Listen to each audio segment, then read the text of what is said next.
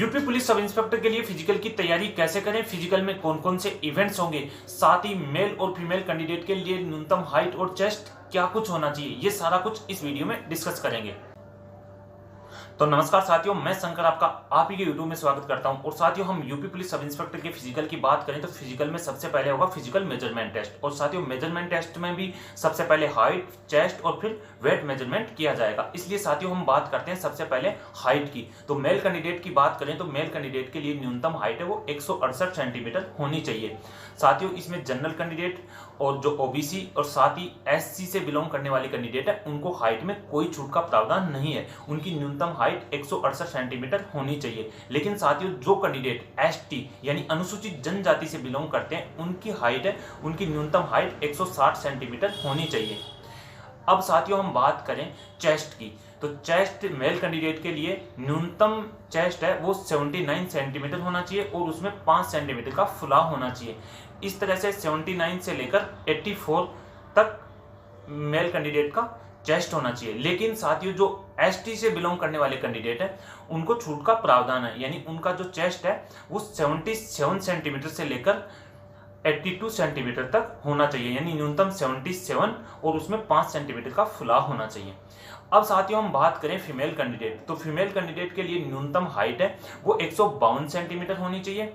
और जो एसटी से बिलोंग करने वाली फीमेल कैंडिडेट है उनकी न्यूनतम हाइट है वो 147 सेंटीमीटर होनी चाहिए। यानी जो जनरल कैटेगरी और ओबीसी कैटेगरी साथ ही एससी कैटेगरी से बिलोंग करने वाली फीमेल कैंडिडेट है उनको भी हाइट में कोई छूट का प्रावधान नहीं है। उनकी न्यूनतम हाइट 152 सेंटीमीटर होनी चाहिए। और जो एसटी से बिलोंग करने वाली फीमेल कैंडिडेट है उनकी न्यूनतम हाइट 147 सेंटीमीटर होनी चाहिए। और साथियों, जो चेस्ट है वो फीमेल कैंडिडेट के लिए आवश्यक नहीं है, ये केवल मेल कैंडिडेट के लिए आवश्यक है। लेकिन साथियों, जो फीमेल कैंडिडेट है उनके लिए वेट कंपलसरी है। उनका वेट न्यूनतम यानी 40 किलोग्राम से कम नहीं होना चाहिए, कम से कम 40 केजी वेट होना चाहिए। ये फीमेल कैंडिडेट के लिए मैंडेटरी है।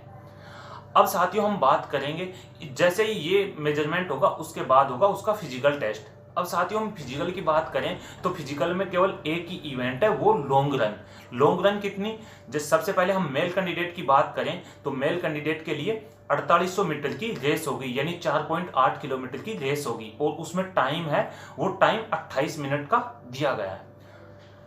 अब हम बात करें फीमेल कैंडिडेट की, तो फीमेल कैंडिडेट के लिए वो दौड़ है वो 2400 मीटर की दौड़ है और उसमें 16 मिनट का टाइम दिया गया है। और साथियों, इनके लिए आपको लॉन्ग रन की प्रैक्टिस करनी पड़ेगी, यानी आपको कम से कम आधा घंटा 20 मिनट ऐसे आपको दौड़ की प्रैक्टिस करनी पड़ेगी ताकि आपकी सांस नहीं फूले। और इसमें आप जितनी लॉन्ग रन की प्रैक्टिस करेंगे आपका फिजिकल उतना ही इंप्रूव होगा। और ऐसे नहीं कि आप जैसे ही आपको दौड़ाते हैं आपको फर्स्ट टाइम ही इतनी फास्ट रन में नहीं दौड़ना है, क्योंकि लॉन्ग रन में हमेशा स्लो स्लो अपनी स्पीड बढ़ाई जाती है। तो आपको इसकी प्रैक्टिस करनी है।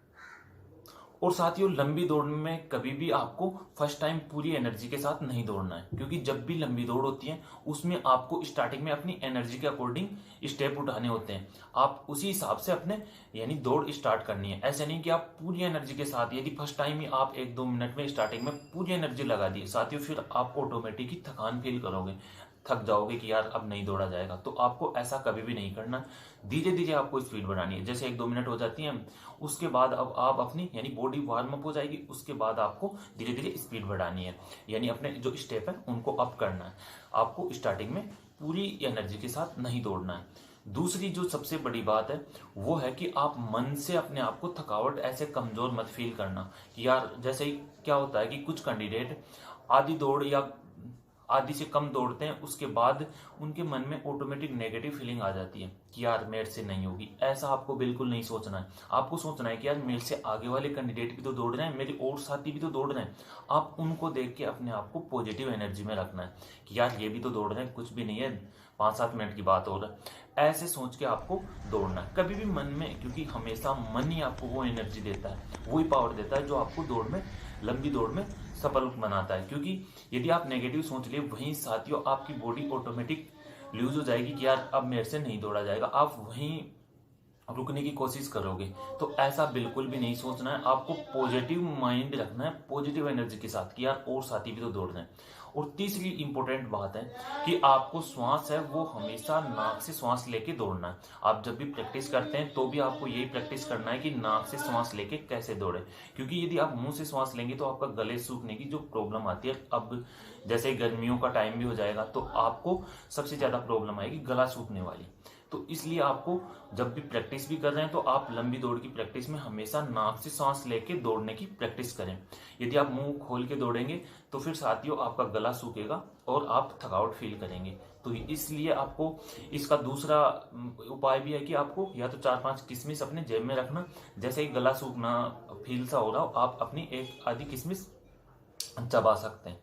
इस प्रकार साथियों आपको दौड़ में ये सारी बातें ध्यान रखनी है और मन से दौड़ना है। ऐसे नहीं कि यार बीच में थकावट हो गई और आप सोचे यार मेरे से नहीं होगी, ऐसा सोच लिए फिर साथियों लंबी दौड़ नहीं हो पाती है। तो हमेशा पॉजिटिव एनर्जी रखनी है। फिर भी साथियों आपके मन में कोई डाउट है कि मेरे ये प्रॉब्लम आ रही है, आप कमेंट कर सकते हैं, आपको रिप्लाई मिलेगा। इस प्रकार साथियों आपको दी गई जानकारी हेल्पफुल लगी हो तो वीडियो को लाइक और शेयर जरूर करें, और अभी तक आपने हमारा चैनल सब्सक्राइब नहीं किया तो चैनल को सब्सक्राइब जरूर करें। थैंक यू साथियों। उनके मन में ऑटोमेटिक नेगेटिव फीलिंग आ जाती है कि यार मेरे से नहीं होगी, ऐसा आपको बिल्कुल नहीं सोचना है। आपको सोचना है कि यार मेरे से आगे वाले कैंडिडेट भी तो दौड़ रहे हैं, मेरे और साथी भी तो दौड़ रहे हैं।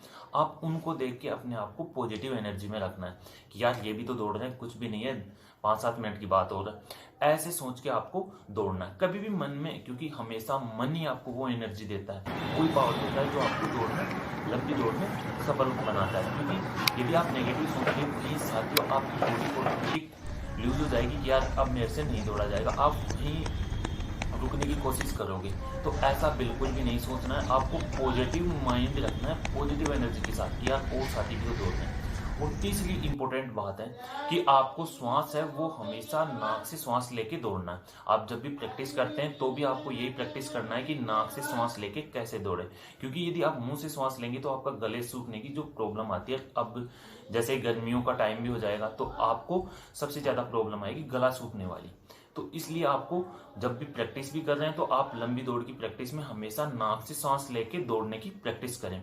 यदि आप मुंह खोल के दौड़ेंगे तो फिर साथियों आपका गला सूखेगा और आप थकावट फील करेंगे।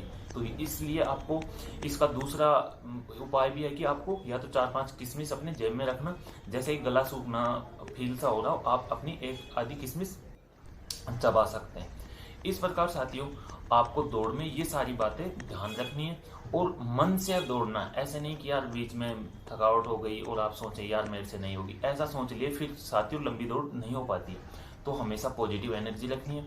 फिर भी साथियों आपके मन में कोई डाउट है कि मेरे ये प्रॉब्लम आ रही है, आप कमेंट कर सकते हैं, आपको रिप्लाई मिलेगा।